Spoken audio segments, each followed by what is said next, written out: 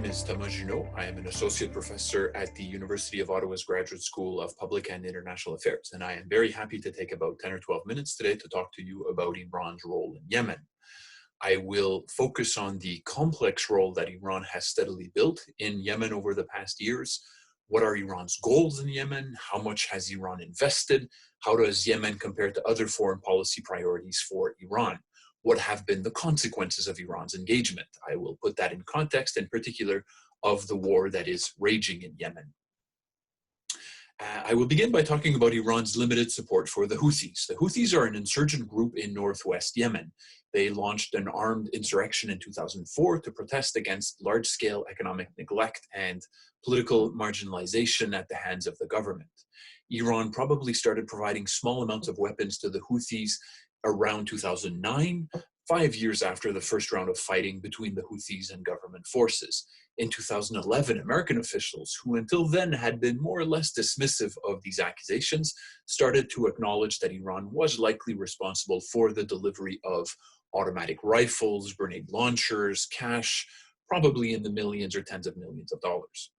Fast forward to 2014, the Houthis take over Sana'a, Yemen's capital, after the national dialogue debate process that had followed the resignation of longtime President Ali Abdullah Saleh in the wake of Yemen's version of the Arab uprisings.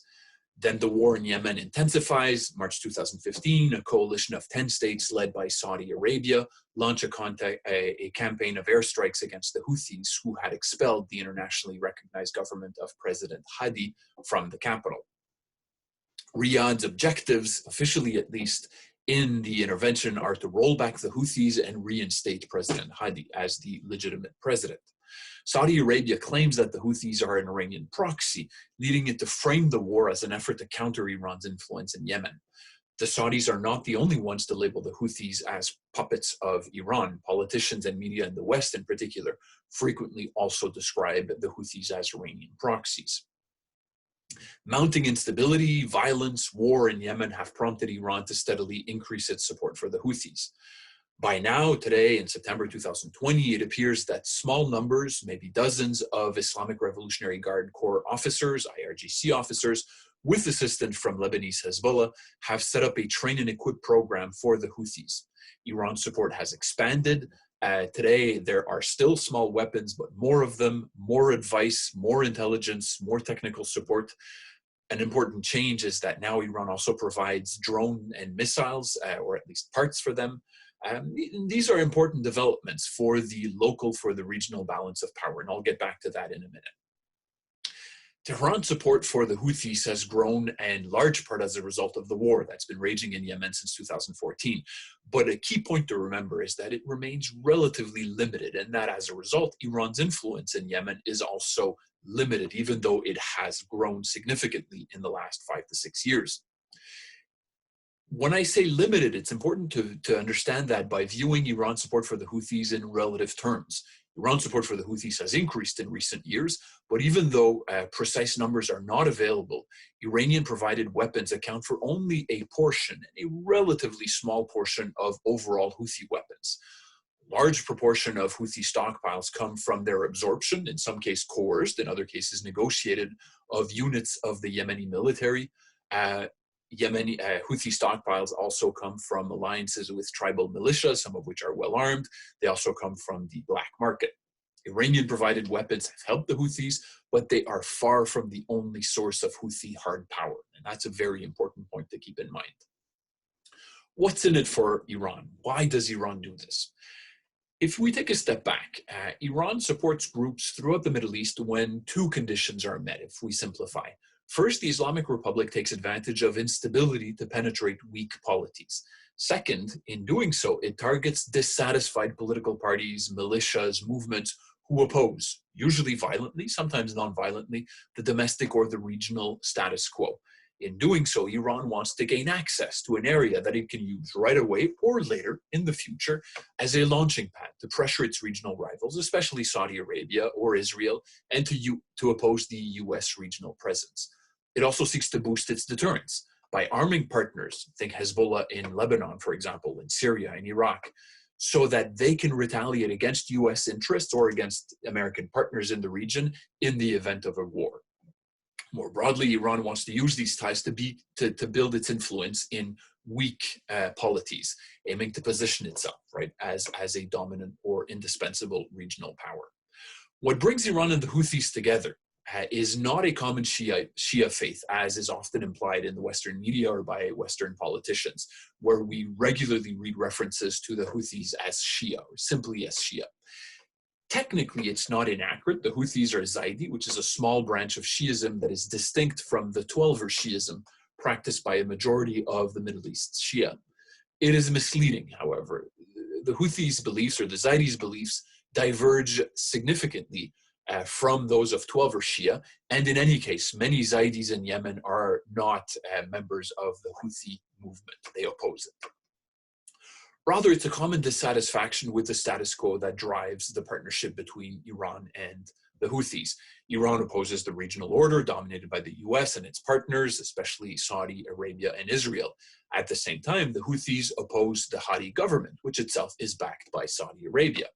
Moreover, many of the Houthis' domestic rivals in Yemen, such as the Islah Party, which is more or less loosely the Muslim Brotherhood branch in Yemen, back the Hadi government and are supported by Saudi Arabia. So there's a convergence of interest among the Houthis and Iran on the one side, and the pro-status quo forces on the other side, which are whatever remains of the Hadi government, its backers, its domestic partners, as well as Saudi Arabia. So in this context, over the years, Tehran has come to recognize that a limited investment in Yemen can yield limited but interesting returns. And by limited here, I really want to emphasize that I mean it in relative terms, right? Compared to what Iran invests in Iraq, in Syria, and Lebanon, which rank far higher as foreign policy priorities for Iran. So instability in Yemen before 2014, but even more so since 2014, opened a door, a tempting door for Iran to build a small presence on Saudi Arabia's vulnerable southern border. More importantly, the growing dissatisfaction of the Houthis with the status quo in Yemen and their rising power, the two of them together, has led Iran over the years to view them as an increasingly attractive partner. The resulting Iranian investment in Yemen has been fairly modest, and it has brought Iran some amount of influence. Not that much. Iran has only a limited ability to shape events in Yemen, right? Contrary to the claims of an obscure Iranian parliamentarian a few years ago, whose hubris has been frequently repeated, Iran does not control a fourth Arab capital in Yemen, in Sana'a. If anything, it's more the opposite. It's Iran that has bandwagoned on Houthi successes. The Houthis have been highly successful in terms of consolidating their power in northern Yemen, in central Yemen in recent years, and this has been beneficial for Iran. Iran did not cause these Houthi gains, but it does want to see them consolidated. The irony, of course, is that one of Saudi Arabia's stated objectives for intervening in Yemen after 2015 was to roll back Iranian influence. The intervention, however, has had the opposite effect. The Houthis are a small non-state actor, initially were at least, attacked by a large regional power with deep pockets, advanced weaponry, so it is only rational for the Houthis to seek assistance. When Saudi launched the intervention in 2015, the Houthis already benefited from some Iranian assistance, but really the Saudis gave the Houthis no choice, if you simplify how the process went, to go and get more assistance from Iran. And obviously Iran was happy to provide that. What has been the impact? In absolute terms, it has not been major, but it definitely has boosted Houthi capabilities. The Houthis today, partly thanks to Iranian support, can better resist Saudi attacks, especially aerial attacks. They can better hold terrain.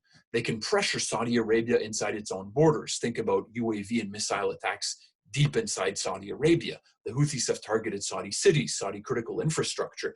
These attacks have been theatrical. They have been psychological in terms of their impact. They have not changed the balance of hard power on the ground, but they have been heavily symbolic. It is something that could not have happened before 2015, and the fact that now it does is psychologically, politically important. The last point that I want to make on Iran and an eventual peace process in Yemen.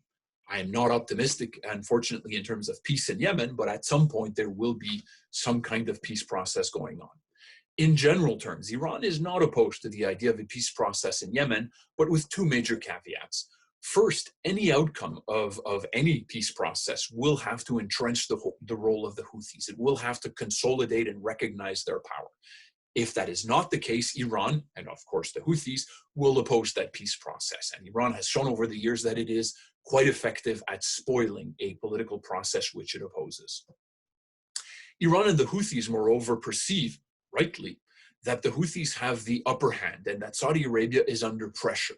So Iran will be patient, and whenever a peace process comes, it will be in no rush to see it concluded, because it understands that the war is very costly for Saudi Arabia, whereas for Iran, its cost, even though nobody is able to quantify it, is arguably in the tens of millions of dollars per year.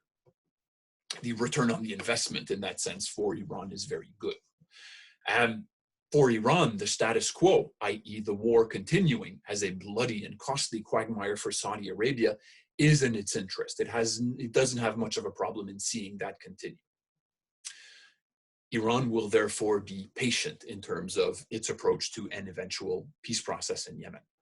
On that, I will stop, and thank you very much.